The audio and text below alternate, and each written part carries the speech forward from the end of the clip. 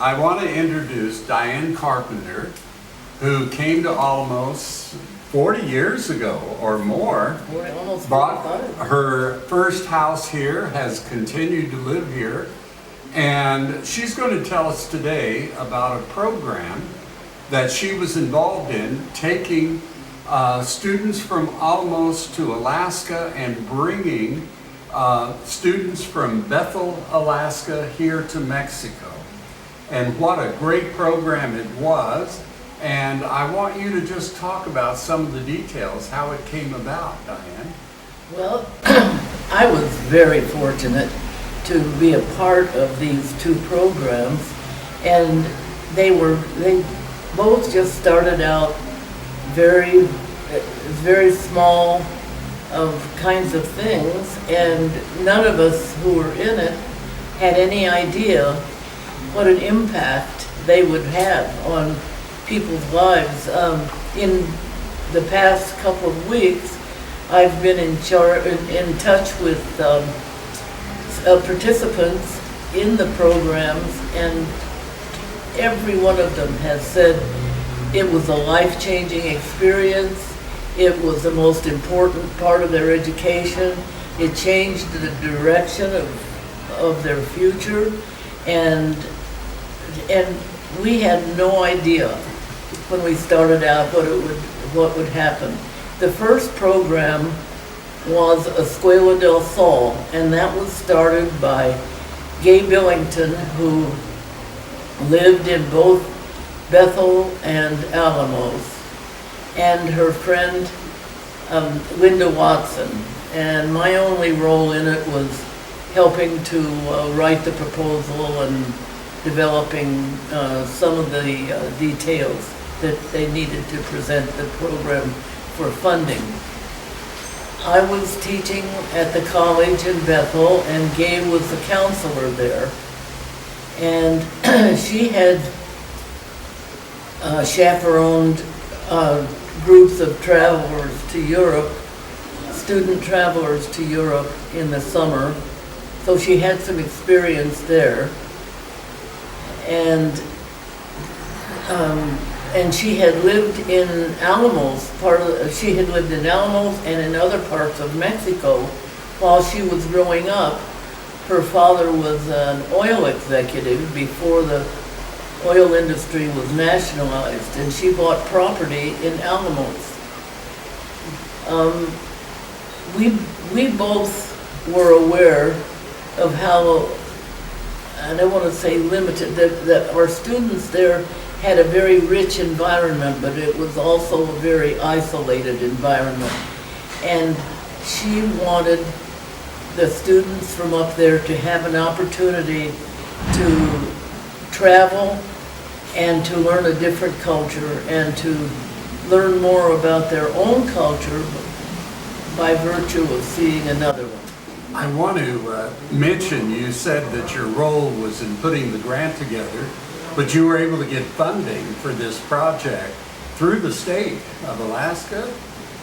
It was, this was back at the time when Alaska was rich, flush with oil money, and there were so many projects. A lot of them were poorly thought out or poorly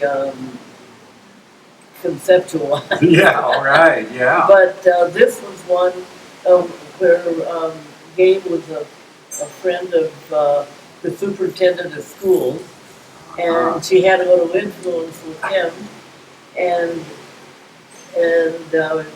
he and the school board were convinced that this would be a good experience for the students. But it was mainly the fact of that it was a time when we had lots of money. Yeah, how many students came from Alaska?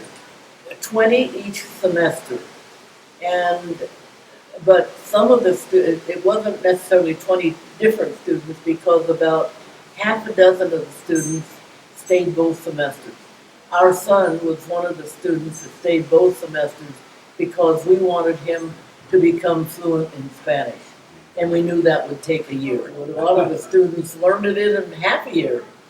Well, I've seen the outline of where the students were traveling to, and they flew to Seattle, I think, and then went by van, clear down all through California and They into had- Arizona. Tell about where all they went. they had, these are children who had, except for our son and one other boy, had never been out of Bethel.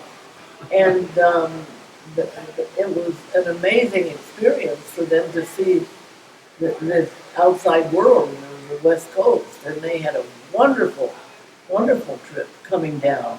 All the things they saw the state, national parks. Yeah. That was amazing to them. And then cities, San Francisco and then Seattle, and they went to museums and things that they had just never witnessed. And then they got to Álamos, and the program was, it was the first year of it. Any program like that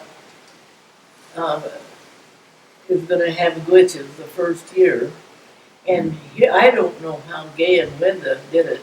Linda was a very good elementary teacher, very organized. Gay was a free spirit, and had wonderful ideas, but her organizational skills were sometimes, organization wasn't her top priority.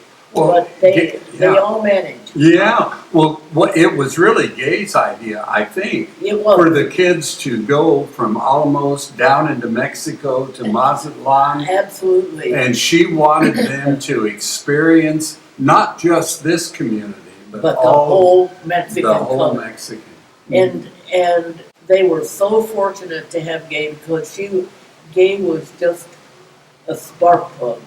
She was so full of energy and enthusiasm, and she had a lot of knowledge of the culture, and she wanted to share that with the students. And they were in Guadalajara during Carnival. Oh my! And one of the students, for example, I don't even remember this, but at the time there were some very bad feelings between. It was during Jimmy Carter's. Okay, yeah, term, yeah. And there were bad feelings between Mexico and the United States, but I don't remember what the reason was. And during Carnival, there was this huge effigy of Jimmy Carter Oh that they burned. no! And he seemed like such an inoffensive president. I was surprised at that. Oh yeah. But they said there was no animosity toward them whatsoever. Yeah. So anyway, the students lived, the boys lived with one family, and the girls lived in a mansion, a restored mansion owned by Ida Louisa Franklin, Las Delicias, and they had a chaperone, Debbie Snyder, who was a college student from from Bethel, and that went well. The kids got along well, and they formed a very close bond. And here it is, 45 years later almost, and they're still in touch. So that was a very important thing. And they went to school half a day. In the younger students went to the Catholic school with the nuns, which was a structured experience that was extremely different for them. Life in Alaska is pretty unstructured, and kids have a lot of freedom. What they don't have is a lot of structure or discipline. And so this was such a wonderful experience for them, and they actually loved going to school with the nuns, and they liked the structure, and they responded well to it. And then the older students went to the preparatoria, which was a new school in town operated privately by Rene Castaneda before they had Kobosh here. And they learned well too. They had a good learning experience. They learned immersion Spanish. They didn't have any support. They had to learn it, and so they did. And they learned math very well. That didn't depend so much on language. And they all went back home with excellent math skills that they would not have acquired in Bethel. Yeah, I wanted they were here for 1 year, and I know one of the people then from the group that went to Alaska was our museum director, Tony Estrada. Well, I'll have to tell you how that came about. Yeah. Not only did these programs have a profound effect on the participants, it had a major impact on me and my family. Because Chipper was here for a year, we came down at Christmas to visit him because we knew he would be homesick. So we were going to stay 3 days and then go off on a cruise. Well, the third day, we just fell in love with the town. So on the third day, Gay showed us a little house that she said, you could buy this for $15,000. And so we sent a telegram, canceled the cruise, and used the money for a down payment on the house. Gay arranged to have that place cleaned. We moved right in and spent the rest of our Christmas vacation there. So then the next year, my mother was getting ready to retire in Anchorage and wasn't sure where she was going to retire to. And we said, well, come on down with us to Mexico and relax and go over the holiday and think about what you want to do. So she came down, and Lavon Alcorn, while she was here, took her on a tour of Álamos, and she came back and she said, I just fell in love with the house. She said it's on a hill, it has a wonderful view, it has high ceilings and arches and a beautiful swimming pool, and she said, I've never seen a house that I responded to as quickly as I did that one. And I said, well, Mother, we love that house too, but we can't afford it. But maybe if you went in with us, we could. And so that's what we did. We bought the house. Mother moved in and lived here 13 years until she became too frail to make the trip back and forth. We were still working in Alaska, but we came down twice a year, 6 weeks each time. And then later my husband died, and then some years after that, I guess it's been about 16 years now, I moved here permanently and just go back to Alaska for occasional visits. Mm-hmm. But we met the students, and then in the spring when we came back down, we got closer to the students and visited with them quite a bit. And it turned out that there was a resignation of the campus president, and I was appointed as campus president for the college for a year. And we had a grant for something, and we had some money left over that we would just lose if it wasn't used. So I called my boss in Anchorage and said, I'd like to use this money to bring some students from Mexico to Bethel. They were wonderful to our students when they were down there, and the students up here would learn so much from them, and it would be a wonderful cultural experience for both groups. And the times of being what they were, he said, go for it. So I included in my budget money for them to do the same thing that our students had done, which was on the way back down to travel through San Francisco, Los Angeles, San Diego. They went to SeaWorld, Disney World. So they were able to make a trip in addition to their visit to Bethel. So there were 6 boys and 4 girls, and Father Felipe, who was the chaperone from here, he was a man that the parents trusted, and so they went up to Bethel, flew to Anchorage, and then out to Bethel, and they lived with families. Each student lived with a family. Father Felipe and I were the chaperones, and we had a meeting every morning to go over any problems that occurred and just review their experiences and share everything. And I had a very good curriculum set up for them, for a 6-week summer school program. At the time, not much was known down here about computers. So they had an introduction to computers and the basics of computer skills. They spent the whole morning on oral and written English. Most of them spoke some English, but they'd never had a good full course in it.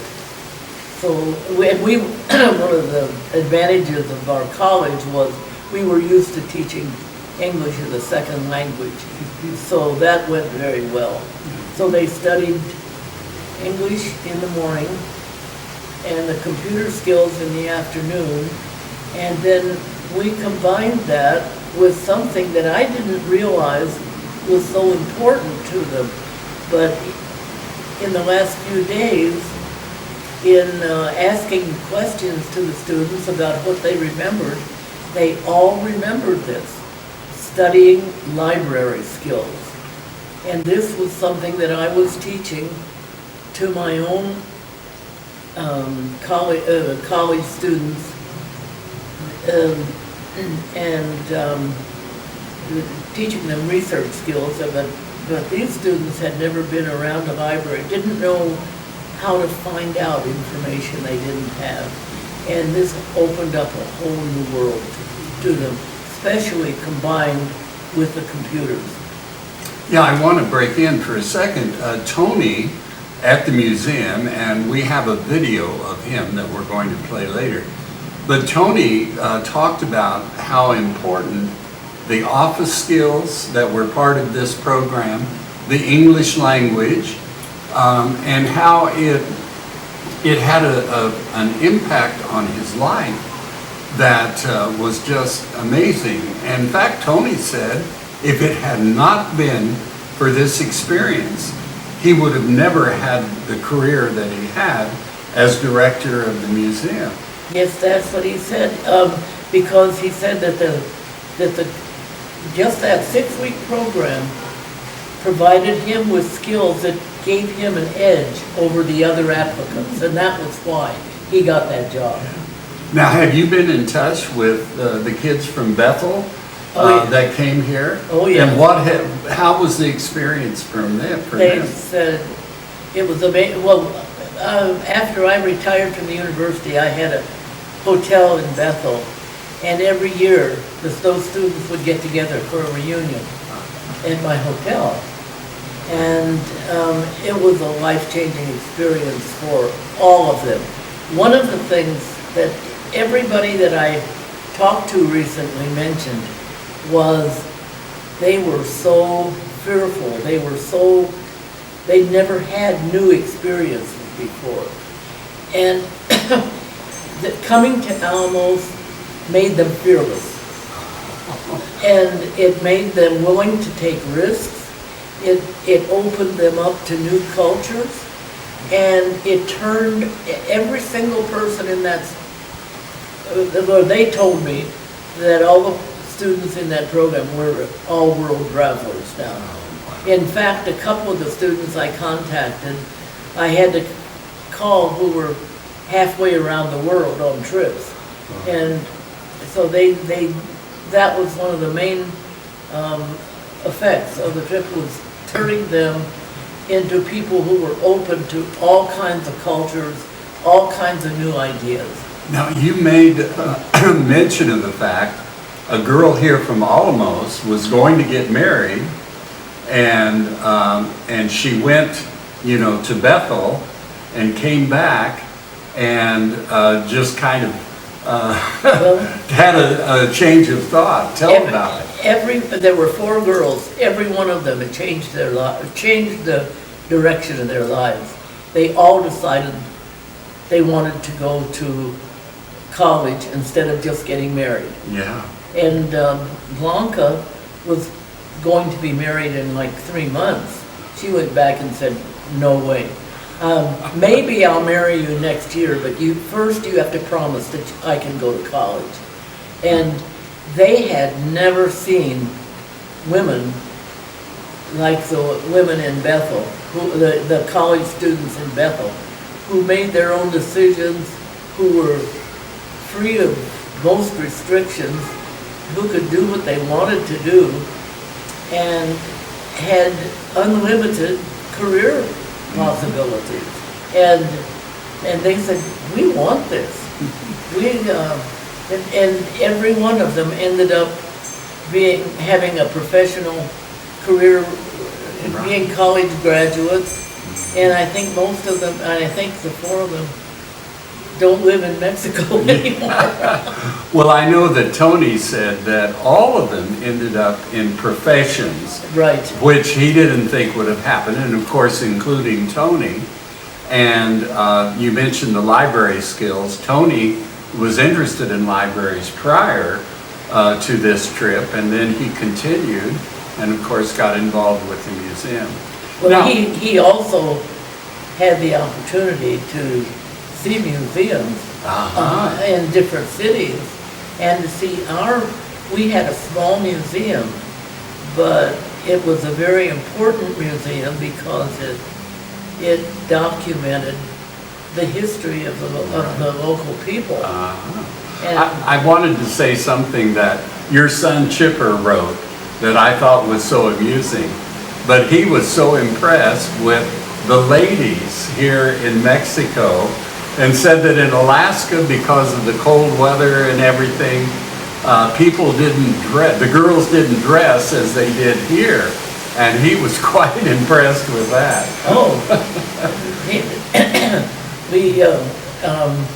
A woman came to Bethel. Actually, she was a stripper. And she came to Bethel as accompanying someone else, and she had a dress on above the knee, and the local men followed her around. They'd never seen these before. And it was just we women in Bethel, we did our clothes shopping at the Army Navy store. and we wore vests and t-shirts and jeans and cuss books and parkas, and it never occurred to anybody to wear makeup. And so you could imagine why Álamos women would be a new experience. Yeah, I wanted to, as wonderful as this program was, it didn't continue other than the Bethel kids coming once and the kids from Álamos. Well, it's too bad. The program didn't continue, but the ripples from it. That's true. There were For a long time, we called Álamos Bethel South. So many people from Bethel came down here, bought houses, became part of the community, and many students from here went up there. One student married a woman up there and stayed. So the program itself didn't continue. I think it would have been a wonderful program to continue. And we had we'd gone through all the growing pains of the first year. Right. And so it would have worked out very well. But meanwhile, our new state was getting more organized and more traditional. And the people who were evaluating the programs they just didn't get it. They didn't get why it was so important, an environment. And it's a shame. It is a shame. And that, maybe it's not too late to Right. I know do something like that again. Tony Estrada told me that he wished that this program or other programs could continue. Yes. Because it changed so many lives anyway. Well, all it needs is funding, and really, it wouldn't need that much funding. You need money for transportation and for staff, but basically, students would be living in people's homes, and the education part of it isn't expensive. Right. So, and if you travel with a group, you get reduced rates. That's true. And it would not be an expensive program to reproduce. I was actually going to do that and was set up to do it here. But that was just when the crash came and in 2008, when all the cartel activities and people didn't want their children to come to Mexico. But there's one other effect of these programs that all the students mentioned that I'd like to add. And that is that other students have been on exchange programs where a student has gone to another country and lived for a semester or a year. But they said the most important factor in these programs was the bond that was created within the group. Like the students who came down here from Alaska had a group support system that has lasted them for years. They're still in touch with each other. And then they formed this close bond with the other students. And what they said was that if a program like this were done again, it needed to recreate that aspect of it where the students get group experience, not just individual. Right. Well, Diane, I want to thank you for setting this up. It was 43 years ago when I think the group came from Bethel here. And, we're proud of you for your initiative and for the other people, for Linda and Gay, and we know this affected so many lives. So I had opportunity also to go to the States before, but Alaska, that was a big surprise, and it was a good experience. Well, how did this change you when you saw Alaska? You were in a home of a family there? Yes.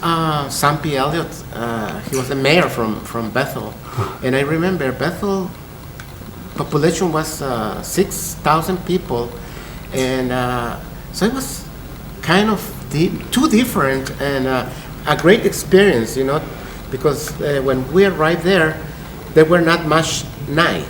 It was most day. season we were there. And so we had the opportunity to go to a school to take several classes like English and office and typing, things like that. Yeah. And deal with the people from there. Very nice people and very friendly, and good experiences to be in Bethel and be in the boat in the river, Right. Eating a lot of fish, salmon. Right. What did you think of the food when you were there? I always been a kind of person with my how do you call? I like to taste different food, Yeah. and I love it. I really love it. I enjoy it, and I learned Little Yupik, which is the Eskimo language, and I had a good experience with that. Yeah. And also, that opportunity, I think, changed lots of my perspective about life, and always I think this kind of opportunity give chance to young people to open the mind for the world. And when we came, well, I was involved in the public library. I think because that kind of trips gave me the opportunity to get involved in other things here in town, and I'm still have problem with my English, but Not at all. but anyway, yeah, I became the director of this museum, and I think this relationship, in one way, was part of my education. Yeah. To be doing something for my town. Very. So that's I think it's great. Yes. Now, the other students in the group, have you stayed in touch with any of them? Oh yes, and all of them, they are very successful people. They finish a career, and they are professionals. They have children. They live okay. Yeah. Oh, that's great. And I think also because for them also this trip was marvelous. Helped a lot in their life. Yeah. Now, Came from Alaska, and we still keep in touch with them. Kind of often we communicate with them. Some of them, they've been coming to Álamos. And I went back again on the año 2000, on 2000 year. yeah. I brought a folkloric dance group Yeah, to wow. Bethel to participate in the Chamay Dance Festival. And so that was the international group who was invited for this nice program. Oh, that's great. When we were ready to go to Alaska, we prepared something to bring from our culture to bring to Bethel. So we participate in a dance festival. We brought one of the boys was the deer dancer. Yeah. I danced the jarabe tapatío with the group. So all of us, we got involved in something to present over there. Oh, that's Yeah. wonderful. And I That's think it was beautiful. right. It was beautiful. Okay. Well, we are grateful that you had this opportunity because you have done so much for Álamos over the years, and we hope this program played some small part in that anyway. Yeah, I think would be good if still can go on because to me it's important Yeah. for young people from Álamos, and I think we'll make better people, Yeah. happy people. Mhm. So